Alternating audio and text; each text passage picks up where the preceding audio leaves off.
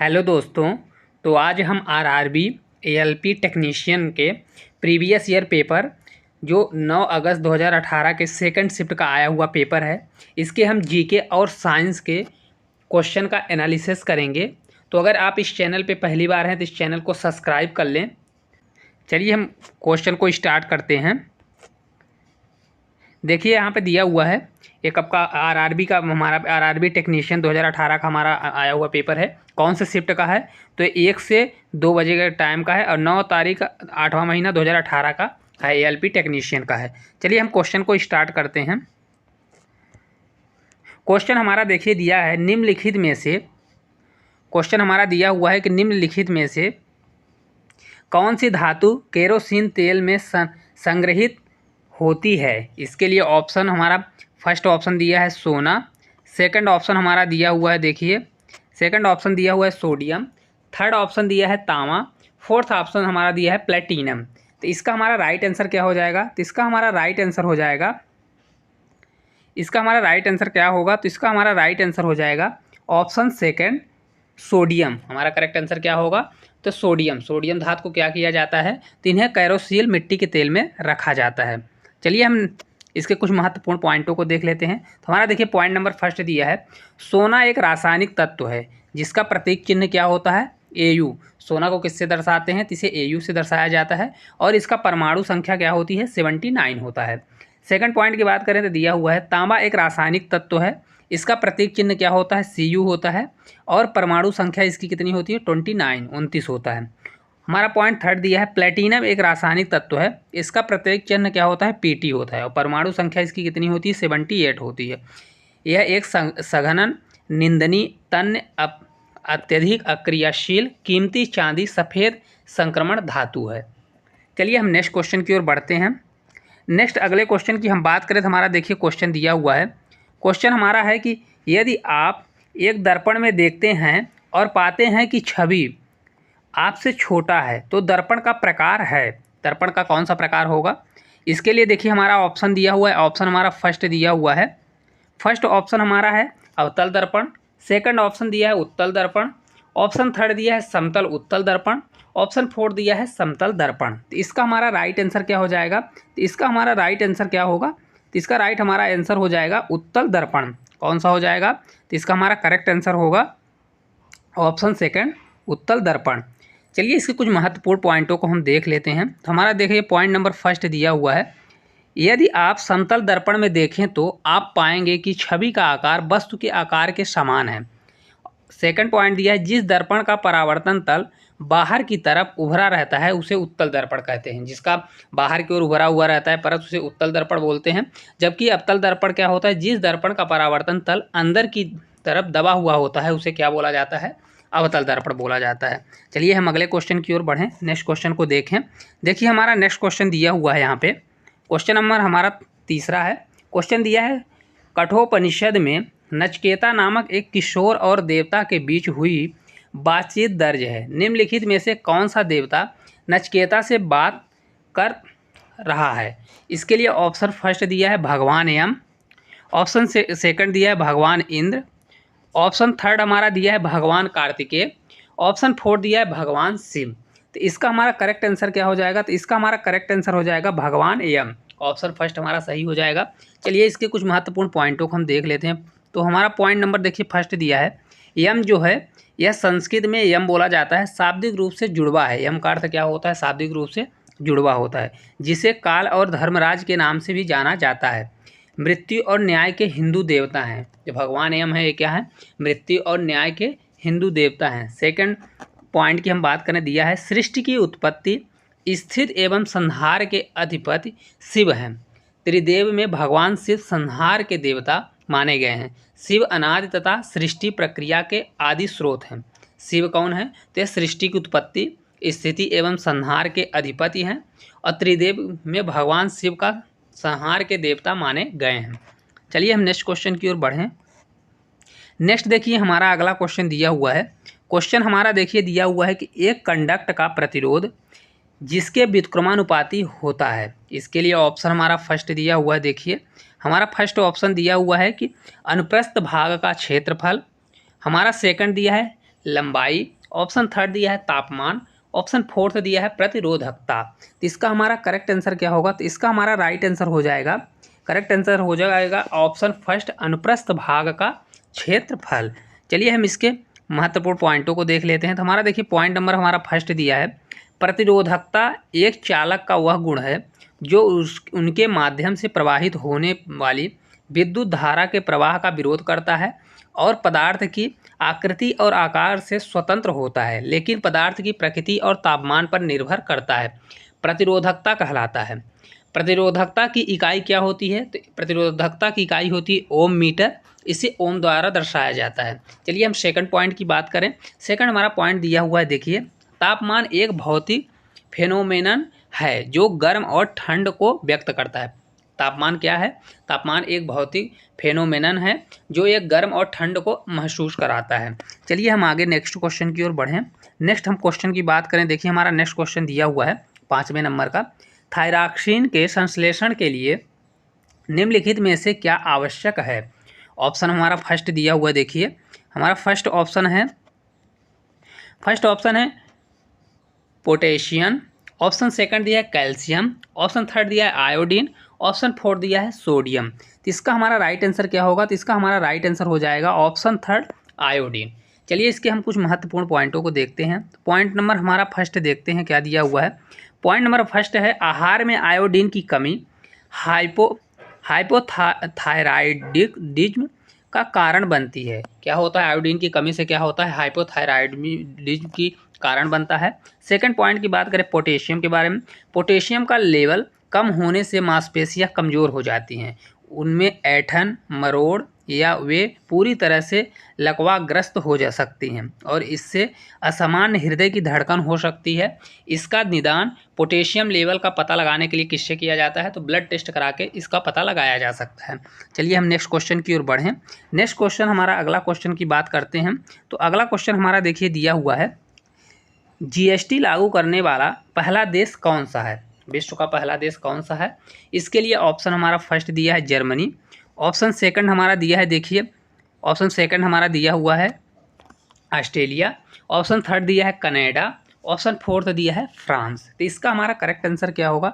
तो इसका हमारा राइट आंसर हो जाएगा ऑप्शन फोर्थ फ्रांस। फ्रांस क्या है? तो जीएसटी लागू करने वाला ये विश्व का पहला देश है।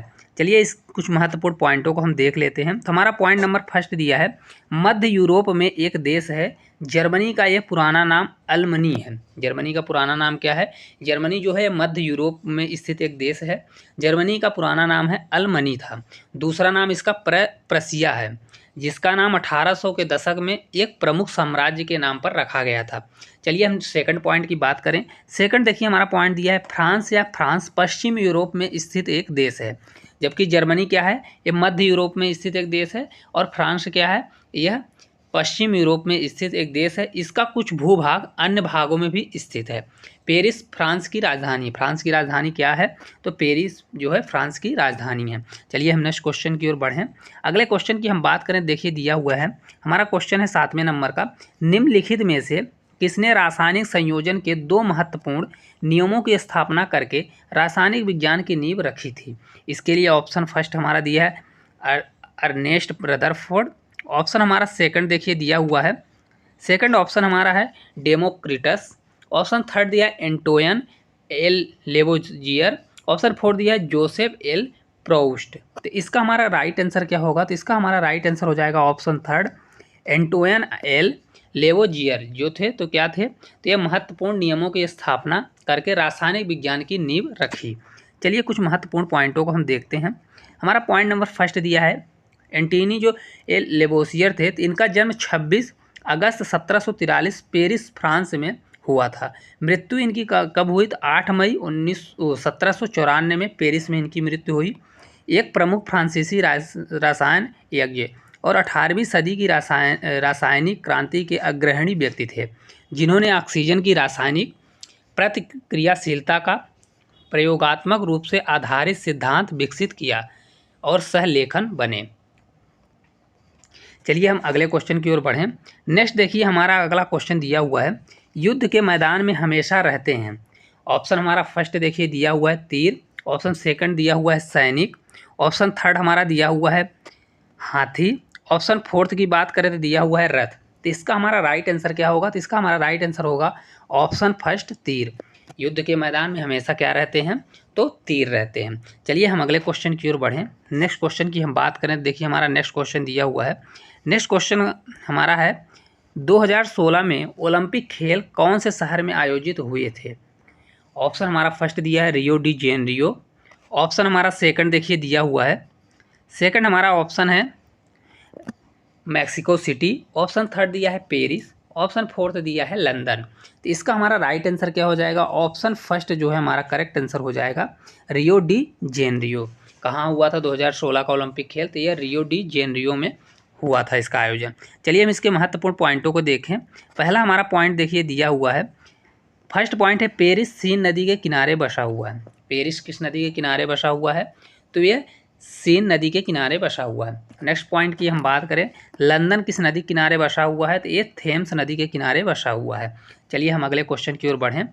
क्वेश्चन नंबर हमारा 10वां हम देखते हैं क्या दिया हुआ है। तो क्वेश्चन नंबर हमारा 10वां देखिए दिया हुआ है, किसी प्रसिद्ध हिंदी लेखिका को उनकी कृति दुखम सुखम के लिए व्यास सम्मान 2017 हेतु चुना गया। ऑप्शन हमारा फर्स्ट दिया है मीना कंडासामी को।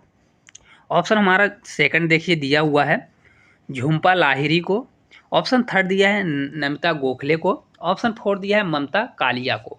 तो इसका हमारा करेक्ट आंसर हो जाएगा ऑप्शन फोर्थ जो है करेक्ट आंसर होगा ममता कालिया को। किसको दिया गया था?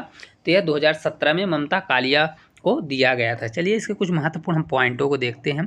तो देखिए हमारा पॉइंट नंबर फर्स्ट दिया हुआ है, नमिता गोखले का जन्म 1956 में एक भारतीय लेखिका, संपादक, महोत्सव निर्देशक और प्रकाशन है। ममता कालिया जो थी, ममता कालिया के बारे में बात करें तो इनका जन्म 2 नवंबर 1940 में एक भारतीय लेखिका, शिक्षिका और कवियत्री जो मुख्य रूप से हिंदी भाषा में लिखती हैं। ये क्या हैं? तो ये एक कवियत्री हैं। चलिए हम नेक्स्ट क्वेश्चन की ओर बढ़ें। नेक्स्ट देखिए क्वेश्चन क्या दिया हुआ है। तो हमारा अगला क्वेश्चन देखिए दिया हुआ है, क्वेश्चन हमारा है कौन से भारतीय मुख्यमंत्री के पिता महाराजा थे? कौन से ऐसे भारतीय मुख्यमंत्री हैं जिनके पिता महाराजा थे? तो इसके लिए ऑप्शन हमारा फर्स्ट देखिए दिया हुआ है, हमारा फर्स्ट है चंद्रबाबू नायडू।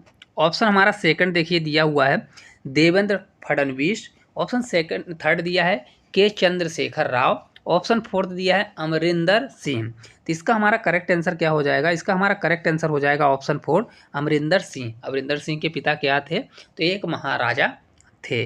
चलिए हम कुछ महत्वपूर्ण पॉइंटों को देखते हैं। तो ऑप्शन फर्स्ट हमारा दिया हुआ है कैप्टन अमरिंदर सिंह जो थे, इनका जन्म 11 मार्च 1942 को एक भारतीय राजनीतिज्ञ, सैन्य इतिहासकार, पूर्व शाही और भारतीय सेना के दिग्गज हैं जिन्होंने पंजाब के 15वें मुख्यमंत्री के रूप में कार्य किया।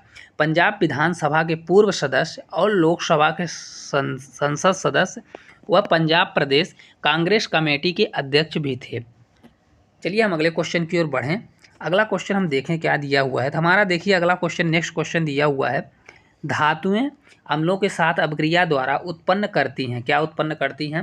इसके लिए ऑप्शन फर्स्ट हमारा देखिए दिया हुआ है, हमारा फर्स्ट ऑप्शन है अम्ल और हाइड्रोजन। ऑप्शन सेकंड दिया है लवण और क्षार। ऑप्शन थर्ड दिया है लवण और पानी। ऑप्शन फोर्थ दिया है लवण और क्लोरीन। तो इसका हमारा करेक्ट आंसर क्या हो जाएगा? इसका हमारा करेक्ट आंसर होगा ऑप्शन फर्स्ट लवण और हाइड्रोजन। क्या उत्पन्न करते हैं? तो धातुएं अम्लों के साथ अभिक्रिया करके लवण और हाइड्रोजन का निर्माण करती हैं। तो चलिए इसके कुछ महत्वपूर्ण पॉइंटों को हम देखते हैं। तो हमारा पॉइंट नंबर फर्स्ट देखिए दिया है, हाइड्रोजन एक रासायनिक तत्व है जिसका प्रतीक H और परमाणु क्रमांक क्या होता है? तो परमाणु क्रमांक इसका 1 होता है और इसे H द्वारा H द्वारा दर्शाया जाता है। सेकंड पॉइंट की हम बात करें तो हाइड्रोजन के 3 समस्थानिक होते हैं। कितने समस्थानिक होते हैं? 3 होते हैं। पहला होता है प्रोटियम H1, 2H क्या होता है? ड्यूटियम। तीसरा होता है ट्रीटियम। कौन कौन से होते हैं? 3 समस्थानिक होते हैं, प्रोटियम, ड्यूटियम और ट्रीटियम। चलिए हम नेक्स्ट क्वेश्चन की ओर बढ़ें। नेक्स्ट देखिए हमारा अगला क्वेश्चन दिया हुआ है। अगला हमारा क्वेश्चन है क्लोरीन गैस का उपयोग निम्न में से किसके निर्माण में किया जाता है? ऑप्शन फर्स्ट ब्लीचिंग पाउडर के लिए। ऑप्शन सेकंड हमारा देखिए दिया हुआ है धुलाई सोडा के लिए। ऑप्शन हमारा थर्ड देखिए दिया हुआ है, ऑप्शन थर्ड है बेकिंग सोडा के लिए। ऑप्शन फोर्थ बेकिंग पाउडर के लिए। तो इसका हमारा करेक्ट आंसर क्या हो जाएगा? तो इसका हमारा राइट आंसर हो जाएगा ऑप्शन फर्स्ट ब्लीचिंग पाउडर के लिए। क्लोरीन गैस का उपयोग ब्लीचिंग पाउडर के निर्माण के लिए किया जाता है। चलिए हम आगे की ओर बढ़ें। नेक्स्ट क्वेश्चन की इसके हम कुछ पॉइंटों को देख लें। तो पॉइंट नंबर हमारा फर्स्ट देखिए दिया है, ब्लीचिंग पाउडर का रासायनिक सूत्र क्या होता है? ये होता है CaOCl2। इसका रासायनिक नाम क्या है? तो यह है calcium hypochlorite. Calcium hypochlorite bleaching powder का रासायनिक नाम क्या होता है? Calcium hypochlorite. यह एक सफ़ेद पाउडर है। इसे चूने का क्लोराइड भी कहा जाता है। ऑप्शन पॉइंट नंबर सेकंड हमारा दिया है, सोडियम कार्बोनेट एक अकार्बनिक यौगिक है जिसका रासायनिक सूत्र Na2CO3 है। इसे धोवन सोडा या धोने का सोडा बोला जाता है। धोने का सोडे का सूत्र क्या होता है? धुलाई सोडे का, तो इसका सूत्र होता है Na2CO3। चलिए हम अगले क्वेश्चन की ओर बढ़ें। नेक्स्ट क्वेश्चन की हम देखिए बात करते हैं। तो नेक्स्ट देखिए हमारा क्वेश्चन दिया हुआ है। क्वेश्चन हमारा है, भोजन वैसे ही फ्रिज से संबंधित है जैसे कपड़े से संबंधित है। तो इसका हमारा राइट आंसर क्या हो जाएगा? तो इसका हमारा करेक्ट आंसर हो जाएगा ऑप्शन सेकंड, अलमारी। क्या होता है? अलमारी से संबंधित है। किससे? भोजन वैसे जैसे फ्रिज से संबंधित है वैसे कपड़ा किससे संबंधित है? तो यह अलमारी से संबंधित है। यह क्वेश्चन रीजनिंग का आ गया था। चलिए हम नेक्स्ट क्वेश्चन की ओर बढ़ते हैं। नेक्स्ट देखिए हमारा अगला क्वेश्चन देखिए दिया हुआ है। क्वेश्चन हमारा है कि हृदयनाथ मंगेशकर पुरस्कार 2017 किसने जीता है? ऑप्शन हमारा फर्स्ट दिया है आशा भोसले। ऑप्शन हमारा सेकंड देखिए दिया हुआ है अनुपम खेर। ऑप्शन थर्ड दिया है शबाना आजमी। ऑप्शन फोर्थ दिया है जावेद अख्तर। तो इसका हमारा राइट आंसर हो जाएगा ऑप्शन फोर्थ, जावेद अख्तर। चलिए इसके कुछ महत्वपूर्ण पॉइंटों को हम देखें। महत्वपूर्ण पॉइंटों में हमारा पॉइंट नंबर फर्स्ट दिया है, जावेद अख्तर बॉलीवुड के एक प्रसिद्ध गीतकार और पटकथा लेखक हैं। फिल्म इंडस्ट्री को उन्होंने एक से बढ़कर एक हिट फिल्में दी। जावेद अख्तर प्रसिद्ध कवि और फिल्म गीतकार हैं। जान निसार अख्तर के बेटे हैं। किनके बेटे हैं ये? तो जान निसार अख्तर के बेटे हैं। नेक्स्ट पॉइंट की हम बात करें, दिया है लता मंगेशकर की छोटी बहन का नाम, छोटी बहन और दीनानाथ। ये जो है क्या आशा भोसले कौन है? तो आशा भोसले जो है लता मंगेशकर की छोटी बहन है और दीनानाथ मंगेशकर की पुत्री हैं। चलिए हम अगले क्वेश्चन की ओर बढ़ें। नेक्स्ट क्वेश्चन की बात करें, देखिए हमारा नेक्स्ट क्वेश्चन दिया हुआ है, 4.0 किलोग्राम वजन एक वस्तु स्थिति में है। निरंतर बल लगाने से लागू होने पर यह 5 मीटर प्रति सेकंड की गति प्राप्त करती है। बल द्वारा किया गया कार्य क्या होगा? इसके लिए ऑप्शन फर्स्ट दिया है 30 जूल। ऑप्शन सेकंड दिया है 50 जूल। ऑप्शन थर्ड दिया है 40 जूल। ऑप्शन फोर्थ हमारा दिया है 20 जूल। तो चलिए हम इसको देखते हैं कैसे होगा। तो इसके लिए हमको क्या है, इसका फार्मूला होता है, बर का फार्मूला होता है 1/2 mv² - u²। यहाँ पे देखिए पहले वस्तु क्या है, प्रारंभिक वेग इसका क्या है, स्थिर है। तो स्थिर है तो u का मान क्या हो जाएगा? u का मान 0 हो जाएगा और v का मान क्या हो जाएगा? यहाँ पे v का मान 5 दिया हुआ है। अब हम इस वैल्यू को रख देंगे 1/m का मान कितना है? 4 है और v², तो v कितना है हमारा 5 है तो कितना हो जाएगा? 25 हो जाएगा। ओ u तो 0 है तो 0 हो जाएगा। इस प्रकार हम इसको काटेंगे तो कितना होगा? 2। तो 25 से 2 कितना हो जाएगा? तो इसका हमारा करेक्ट आंसर क्या होगा? तो इसका हमारा राइट आंसर आ जाएगा, हमारा सेकंड ऑप्शन हमारा करेक्ट हो जाएगा 50 जूल। कितना आंसर होगा हमारा? तो इसका हमारा आंसर क्या होगा? तो इसका हमारा आंसर हो जाएगा 50 जूल। ये हमारा करेक्ट आंसर हो जाएगा। चलिए हम आगे की ओर बढ़ते हैं, नेक्स्ट क्वेश्चन को देखें। नेक्स्ट देखिए हमारा अगला क्वेश्चन दिया हुआ है, एक पौधे के तने या जड़ का घेरा किस कारण बढ़ता है? ऑप्शन इसके लिए हमारा फर्स्ट दिया है एक्स्ट्रा मेरिस्टेम के कारण। ऑप्शन हमारा सेकंड देखिए दिया हुआ है लेटरल मेरिस्टेम के कारण। ऑप्शन हमारा थर्ड दिया है एपिकल मेरिस्टेम के कारण। ऑप्शन फोर्थ दिया है इंटरकेलेरी मेरिस्टेम के कारण। तो इसका हमारा राइट आंसर हो जाएगा ऑप्शन सेकंड, लेटरल मेरिस्टेम के कारण। क्या होता है, जो पौधे का तने या जड़ का घेरा किस कारण से बढ़ता है? तो यह लेटरल मेरिस्टेम के कारण बढ़ता है। चलिए हम इसके कुछ महत्वपूर्ण पॉइंटों को देखें। तो पॉइंट नंबर हमारा फर्स्ट दिया है, यह ऊतक पौधों में वृद्धि और विकास के लिए उत्तरदायी है। जो लेटरल मेरिस्टेम ऊतक होता है तो ये क्या करता है? पौधों की वृद्धि और विकास के लिए उत्तरदायी होता है। यह ऊतक पादप के शीर्ष भाग और जड़ों की कोशिकाओं में पाया जाता है। यह ऊतक पौधों की प्राथमिक वृद्धि के लिए उत्तरदायी होता है। इस ऊतक का निर्माण प्राथमिक विभज्योतिकी के द्वारा होता है। चलिए हम नेक्स्ट क्वेश्चन की ओर बढ़ें। नेक्स्ट अगले क्वेश्चन की हम बात करें, देखिए हमारा नेक्स्ट क्वेश्चन दिया हुआ है। क्वेश्चन हमारा है, किस राज्य सरकार ने योगी गुरु रामदेव बाबा को योग और आयुर्वेद का ब्रांड एम्बेसडर बनाया है? ऑप्शन हमारा फर्स्ट देखिए दिया हुआ है। ऑप्शन हमारा फर्स्ट है हिमाचल प्रदेश, ऑप्शन सेकंड है राजस्थान, ऑप्शन थर्ड है उत्तर प्रदेश, ऑप्शन फोर्थ दिया है हरियाणा। तो इसका हमारा करेक्ट आंसर हो जाएगा ऑप्शन फोर्थ हरियाणा।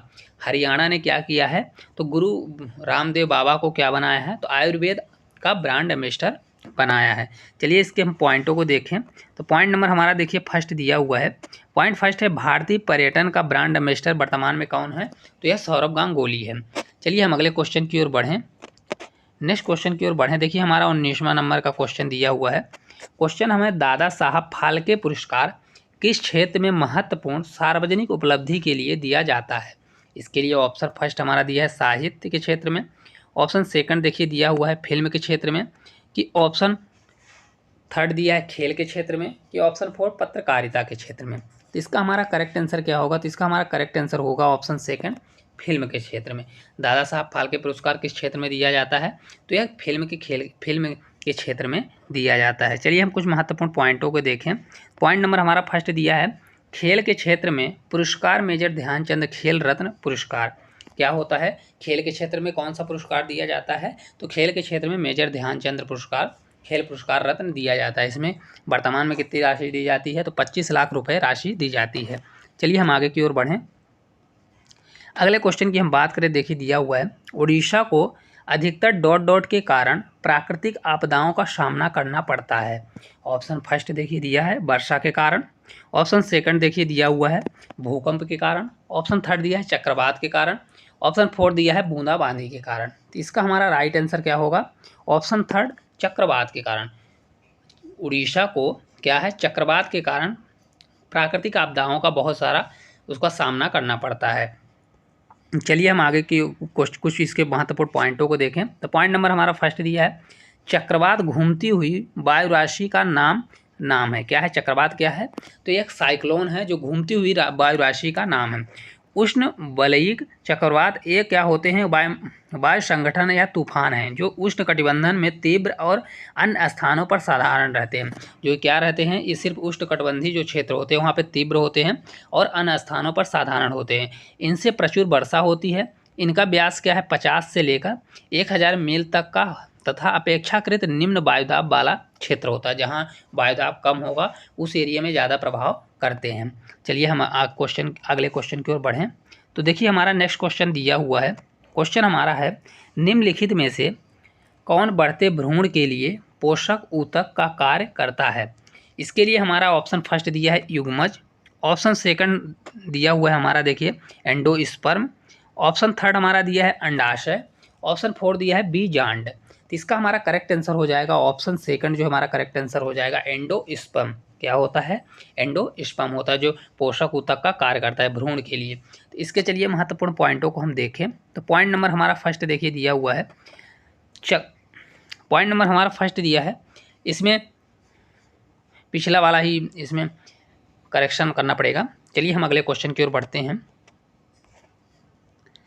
अगला देखिए हमारा क्वेश्चन दिया हुआ है, खाद्य पदार्थों में दुर्गंध आने मुख्य कारण वसा और तेल का क्या है? तो वसा, खाद्य पदार्थों से जो दुर्गंध आती है तो उसमें वसा और तेल का क्या क्या कारण, किस कारण से उसमें दुर्गंध आती है? तो इसके लिए ऑप्शन हमारा फर्स्ट दिया हुआ है, देखिए ऑप्शन हमारा फर्स्ट दिया हुआ है ऑक्सीकरण के कारण, ऑप्शन सेकंड अवकरण के कारण, ऑप्शन थर्ड दिया है हाइड्रोलिसिस के कारण, कि ऑप्शन थर्ड दिया है शोधन के कारण। तो इसका हमारा करेक्ट आंसर हो जाएगा ऑप्शन फर्स्ट ऑक्सीकरण के कारण। किसके कारण होता है, तो खाद्य पदार्थों में जो दुर्गंध आती है वह वसा और तेल के ऑक्सीकरण के कारण उसमें दुर्गंध आती है। चलिए हम आगे की ओर बढ़ें नेक्स्ट क्वेश्चन की ओर। नेक्स्ट देखिए हमारा क्वेश्चन दिया हुआ है। क्वेश्चन हमारा है कि निम्नलिखित में से कौन सा प्रकृति में कभी अकेले नहीं होता? ऑप्शन फर्स्ट दिया हुआ है जड़त्व, ऑप्शन सेकंड दिया है बल, ऑप्शन थर्ड दिया है वेग, ऑप्शन हमारा फोर्थ देखिए दिया हुआ है समवेग। तो इसका हमारा करेक्ट आंसर हो जाएगा ऑप्शन सेकंड बल। बल जो होता है कभी भी अकेला नहीं होता है। चलिए इसके महत्वपूर्ण पॉइंटों को हम देखें। पॉइंट नंबर हमारा फर्स्ट दिया हुआ है, किसी वस्तु का वह गुण जो उसकी गति अवस्था में किसी भी प्रकार के परिवर्तन का विरोध करता है जड़त्व कहलाता है। जड़त्व क्या कहलाता है? तो जड़त्व होता है जो अपनी गति का विरोध, गति की अवस्था में किसी भी प्रकार के परिवर्तन का विरोध करता है, जड़त्व कहलाता है। जड़त्व क्या होता है? ये तो न्यूटन के फर्स्ट लॉ को भी वेरीफाई करता है। चलिए हम आगे की ओर नेक्स्ट क्वेश्चन की ओर बढ़ें। नेक्स्ट देखिए हमारा क्वेश्चन दिया हुआ है। क्वेश्चन है भारतीय पैरा ओलंपिक हाई जंपर का नाम बताइए जिन्होंने रियो पैरा ओलंपिक में स्वर्ण पदक प्राप्त किया। उन्हें 2017 में पद्मश्री से सम्मानित किया गया।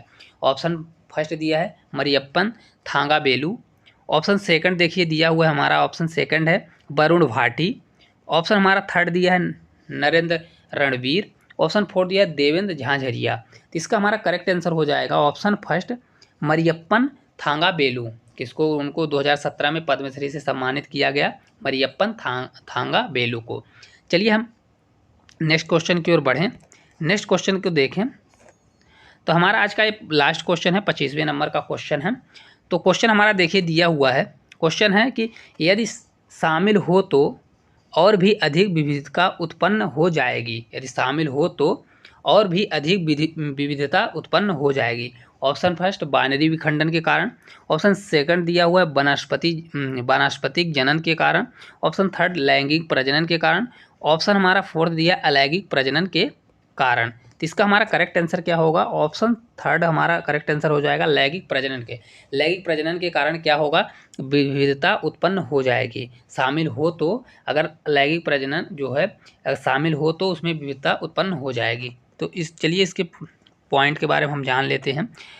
पॉइंट दिया है माता पिता द्वारा अपनी कोशिकाओं या युग्मजों का प्रयोग कर नए जीव या संतान को जन्म देने की क्रिया क्या कहलाती है? लैंगिक प्रजनन कहलाती है। लैंगिक प्रजनन क्या होता है? तो माता पिता द्वारा अपने कोशिकाओं या युग्मजों का प्रयोग करके जब नए संतान या नए बच्चे को जन्म देते हैं तो उस क्रिया को क्या बोला जाता है? तो उसे लैंगिक प्रजनन बोला जाता है। तो दोस्तों इस प्रकार हमने 25 क्वेश्चनों का प्रैक्टिस सेट किया जो ये जीके और साइंस के थे। तो हम ऐसे ही डेली आपके लिए प्रैक्टिस सेट लाते रहेंगे। तो अगर इस चैनल पे आप पहली बार हैं तो चैनल को सब्सक्राइब कर लें। अगर आपको वीडियो अच्छी लगी हो तो वीडियो को लाइक ज़रूर करें। Thank you.